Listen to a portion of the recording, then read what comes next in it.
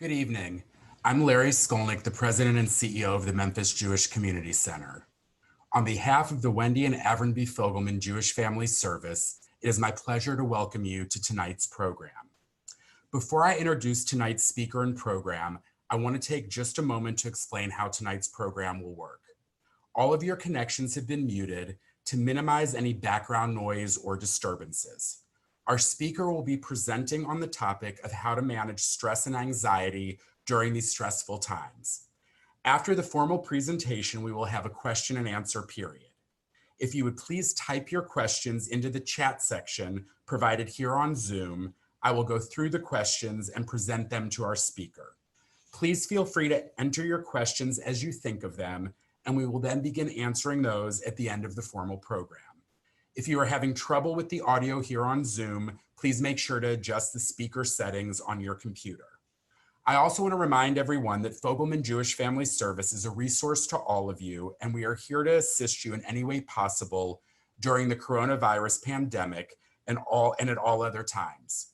If there's anything at all that we can do to assist you or connect you with needed services, a member of the FJFS team can be reached at 901-471-9170, Monday through Friday from 8 a.m. to 5 p.m. It is now my pleasure to introduce Roshki Osina, who is a licensed clinical social worker.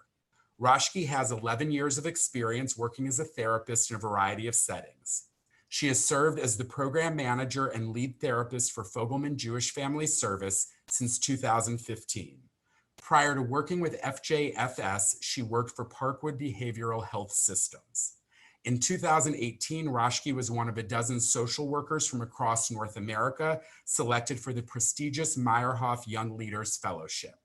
Please join me in welcoming my colleague, Roshki Osina. So I wanted to start off by saying that obviously these are very difficult times, and I think that we're all feeling that way. And this is an experience that none of us or my generation and younger have ever been through. So as I speak to all of my clients last week, the week before, I've been encouraging all of them and telling all of them that it's okay to feel scared and it's okay to be nervous. It's okay to get frustrated and not know how to cope with what's going on. Something that I tell every client, and now I get to tell you all, is that anxiety is a good thing. It's a healthy emotion, just like happiness and just like anger and sadness. Every emotion that we feel is important. So it's best not to run from the stress or anxiety, but to feel it and to sit with it and let it motivate you to cope and learn from the situation, learn more about yourself. I've seen a lot of people comment that the new mantra, we're all in this together. And it's a mantra that I've said to a lot of my clients too. And I've been saying a lot recently because it feels somewhat comforting to know that we can talk to each other and all feel the same, that we're all going through this crazy time together. And it's a comforting tool. It's also crucial for us to remember that even though we're all going through this similar situation, we're also in this alone. So the Memphis community, the JCC, have been amazing at showing everyone that there are so many different resources for all your different needs. I mean, if you want to exercise, there have been virtual classes to attend. If your kids miss their teachers or you miss your kids' teachers, if you need counseling, you can do that via Zoom. I mean, Zoom has been amazing for everyone. The world of technology has really unified us and shown us that we're not alone and that we can all be together during this time. It's also been really interesting for me and comforting and also a little weird to see that you can speak to anyone across the country and you're all going through the same thing. So, I'm talking to my siblings in Chicago or New York or Florida, my sister in Israel, and everyone's experiencing the same thing, which you never had in a crisis situation. And so I think when you're managing stress, it's important to find those resources and um, connect yourself with those tools to talk to the people that can comfort you and you can find comfort. I, at the same time, like I said, we're going through this alone. So it's essential to spend time focusing on yourself and your own needs. We've all been taught that if you don't care for yourself, then you can't care for others. So make sure to take time to put yourself first, which is really hard for me, and I'm sure a lot of people listening to do. A lot of the tools that Vanessa gave in last week's, was it last week already? Yeah, in last week's Zoom call hold true to adults too. So as I was listening to her talk about how to talk to your kids and the tools to give to them, I was like, well, that's a lot of the same tools that we tell to each other as adults and what we use, creating a schedule, talking things out, keeping in contact with friends, making sure that you're keeping up with your own physical needs. All of these are coping skills that give you some control in a situation full of the unknowns. So it's important for me to know at the same time that we all cope differently. So I didn't really want to sit here and give you a list of coping mechanisms because what may work for me won't necessarily work for you. And so I wanted to tell you that, if you wanted a list of coping mechanisms or how to cope specifically with your situation, then I'm more than available and happy to talk to you on a one-on-one. You can email me, you can call FJFS, because everyone's situation is their own individual situation. And so I think that everyone warrants their own time as well. So it's important for you, and I encourage you to learn more about yourself during this time and find what works for you. For me, taking a break during the day, going for walks, and staying organized are essential to manage my stress. I also, for me, it's really important to focus on the here and now.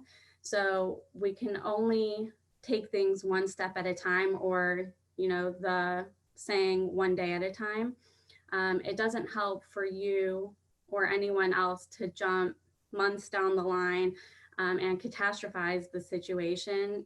The what ifs are really what causes a lot of the panic and the stress right now. So it's, for me, it's concentrating on what we can do today in managing your anxiety and your stress today in order to make things not only survivable, because a lot of times we just say, we're just trying to focus on surviving, but also to make things enjoyable and fun for yourself and whoever's around you. People with kids are dealing with a lot right now. Life is about balance. So yes, you need to plan ahead and you need to be prepared, but don't let this time and don't let all the thinking and the planning and preparing overwhelm you. It's important to focus on today, and tomorrow will come. Tomorrow will be here regardless if you want it or not. So focus on making today great, and then you can worry about tomorrow. And for me, if all else fails, I think, I really encourage you to look for the opportunity in this situation. As I sit here on Zoom, and I've been sitting here for the last week and a half with all of my clients, we've all commented at how amazing this is, how we're sitting here, in our homes, talking, and it's been working with some glitches here and there, but it's been working, and we get to see each other and we get to talk things through, and it's really been comforting, for myself even, and for my clients. And we say when this is all over, we might even want to continue like this, because they get to sit at home on their couch or in their bed, talking things through. And for some clients, it makes things so much easier. And so I've already seen so much to come out of this and so many different opportunities, like I spoke about before, with this situation. And so, like I said, if all else fails, I just encourage you to look for the opportunity in this situation. We've already seen so much accomplished in such a short period of time. And so I encourage you to find your own opportunity and create small goals each day. A lot of what I talk with about clients about managing stress is to come up with goals. So, we have our long-term overall goals, managing the stress or getting rid of the stress. But in order to accomplish the large goals or the long-term goals, you need to set short-term goals in the place. So that's your day-to-day. What am I going to do today? What's my schedule to get through the day and to bring myself some happiness? And so you create those short-term goals, and those help you. And so I encourage you to create those goals and work to accomplish them in order to manage your stress. And so I didn't really cover the specific coping mechanisms. Obviously, there's, the deep breathing and a lot of what I spoke about with different coping mechanisms. And I wanted to open that up to y'all if you had any questions. Because like I said, I think that's more of an individual, what do you think can work for me? And, we see that every day. So if you have any specific questions. Rajki, thank you very much. And I've already got a lot of questions coming in. So I'm going to go ahead and get going with those questions. So the first question we have is, for those people who are not used to feeling stress and anxiety on a regular basis, people that feel like they manage it on a day-to-day basis, and are unfamiliar with these feelings, how do people know what's a normal level of stress and anxiety during a situation like this, and when they're at a point that maybe it's beyond what would be typical and they need to reach out to somebody for help? Okay, so I think that's a great question, because we are all feeling stressed. And even if you're not feeling stressed or anxiety, this is a new situation. And so there's going to be a lot of new feelings. I think when it comes to the point where you feel overwhelmed, where you can't function, not even to the point where you can't function, but it feels like it's too much, that's when you would reach out. I think normal stress is when you can manage it on a day-to-day. It's like you said, you manage your stress, you have regular things that come up, but it passes. When you seek help is when you can't do it on your own anymore. Okay, next question I have is, how do I help a family member or a friend if they are exhibiting a high level of stress and anxiety and they're not dealing with their stress in a healthy manner? What do we do for other people in our lives? I can say two parts of that. So first of all, sometimes just being there for them, letting them know that you are there. And sometimes people just need someone to listen to them. I also think that, like I said before, you have to take care of yourself. And sometimes you can't be that person where, you're always there for someone, because you have to put yourself first. And that's where you would call us. You would call FJFS, and we can talk it out with you. We can see whether they need a referral, or whether it's time for them to come to counseling, or maybe you need just, helpful tools on how to help the person. Okay. Next question. How do I stop myself from seeing only the worst in the current situation? Ooh, it's hard. Like I said, I think that is a lot of what's going on right now. I think that's the culture of, watching the news. And Vanessa said, don't watch the news in front of your kids because it's a lot of facts, but negativity. And so what I try to do is limit that to focus on, like I said, one day at a time. We are here. This is the situation. And this is what I'm going to focus on. These are my goals. This is the schedule. I'm going to spend my time with my family. I'm going to enjoy the nice weather today. In any situation, there's two sides. There's the negative, there's the positive. Obviously, reality is sometimes very negative and we need to see it. But we can also not let it control us and to focus on finding the opportunity. Okay. So next question. There's lots of things to be stressed about right now. You can be stressed about, am I going to get sick? Is somebody I love going to get sick? Am I going to find toilet paper when I go to the grocery tomorrow morning? Lots of different kinds of things. By the way, everybody, if you go right when they open, there's limited stock on the shelves. So the question is, with all these different stressors, and there's lots to get stuck on, how do we prioritize our stress? How do we know what to really stress about and what to just say, I'm going to let it go and it's going to work out? Because you can get overwhelmed with all the different things there are to worry about right now and the different pieces of this situation. Right. So true. There's so much going on, and there's, if you're not stressed about one thing, you can be stressed about something else. So I would say prioritize.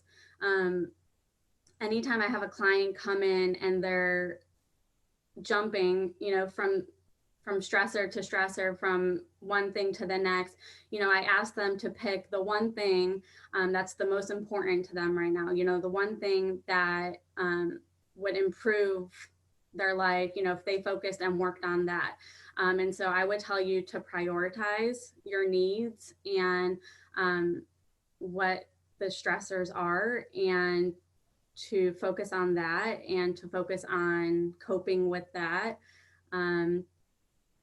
Because a lot of them are situational stressors. And hopefully when this situation, when this pandemic resolves, fingers crossed, then a lot of them will go away.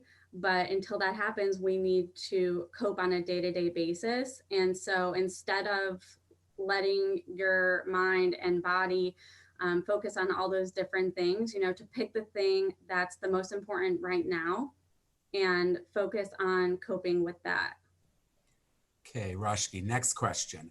My health insurance company is emphasizing telehealth. I've never tried it, but heard it's convenient. Can it work for mental health concerns? Yeah, for sure. So that's what I was talking about in terms of Zoom before.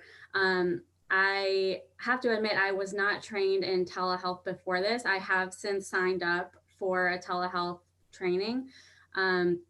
But you can see it all over now. I mean, Medicaid sent out an email about it.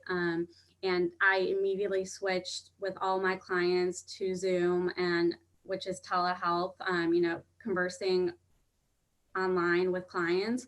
And it's been great. Like I said before, we've all been noting on how convenient it is. I have a client who lives 45 minutes to an hour away who had been coming every week for counseling.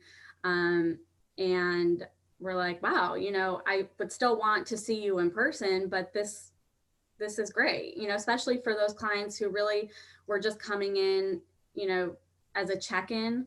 So it's been really helpful. And especially during this time, normally my sessions are 50 minutes, but this has given me the opportunity to do shorter sessions and check in more frequently. So I can do like 30-minute session once a week instead of every other week, or different situations. So I think you should definitely try it and go for it. Obviously, there's benefits to seeing people in person, but during this situation, I would definitely recommend it.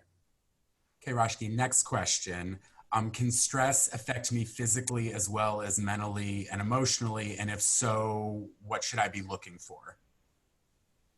So, like I said before, we all feel stress differently and we all cope differently. And that's why I didn't want to give you just a broad list of coping skills or ways to deal with stress because we all feel it differently. So, how I may, how I may feel it, you may not feel it, but it definitely affects you physically.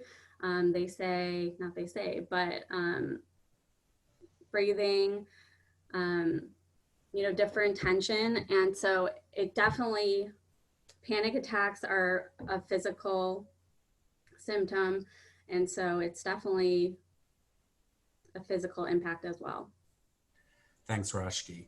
So that's the last question we have, but I actually want to share something really poignant that a colleague of mine in Dallas sent me, and I think it is so apropos for what we're all dealing with right now. So if y'all will just bear with me and indulge me for a minute. When the Apollo 13 oxygen tank failed and the lunar module was in danger of not returning to Earth, Gene Kranz, the lead flight director, overheard people saying that this could be the worst disaster NASA had ever experienced, to which he is rumored to have responded to people, with all due respect, I believe this is going to be our finest hour. And I think that really speaks volumes to what's happening right now.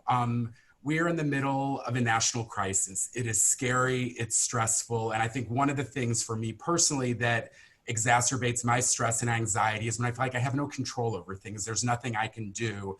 And the reality is, I truly believe that as human beings, as members of our community here in Memphis, that we have the ability to make this our finest hour. I am seeing people reaching out to seniors who are at homebound to check in on them. I'm seeing people offer to grab groceries for people. And so I want to remind everybody, as we're working through stress and anxiety, again, and this is just me personally, one of the things that I find to be really helpful is when I feel like I am being productive and I'm doing something.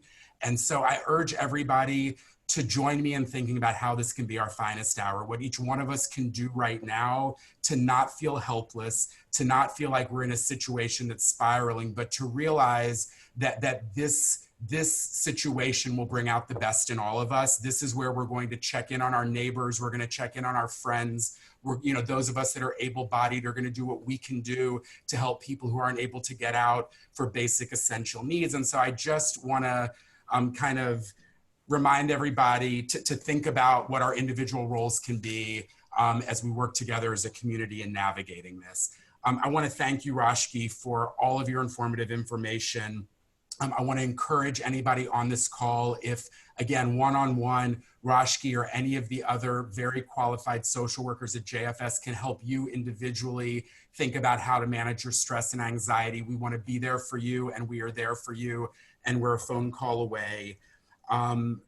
I also want to remind you that the JCC is doing a lot of virtual online programming, some live, some recorded. While you're at home, while we're under the stay-at-home order, take advantage of that. Look at the synagogue websites. They're doing a host of virtual programming as well. Again, reach out to JFS if you need to talk to someone. All of our community rabbis are also having conversations with members one-on-one via telephone. Reach out to your rabbi. Nobody in our community is alone during this. Everybody is there for each other, and please take advantage of the resources that are there. And if you're not sure what resources exist, again, reach out to JFS and we will connect you with the resources that you need. It has really been our privilege to be able to educate all of you tonight, to be here to serve you as we continue to navigate all of this. And everybody have a good night. Please stay safe, and please make sure to stay connected with us here at the JCC and the rest of our extended community. So be well, be safe, and have a good night.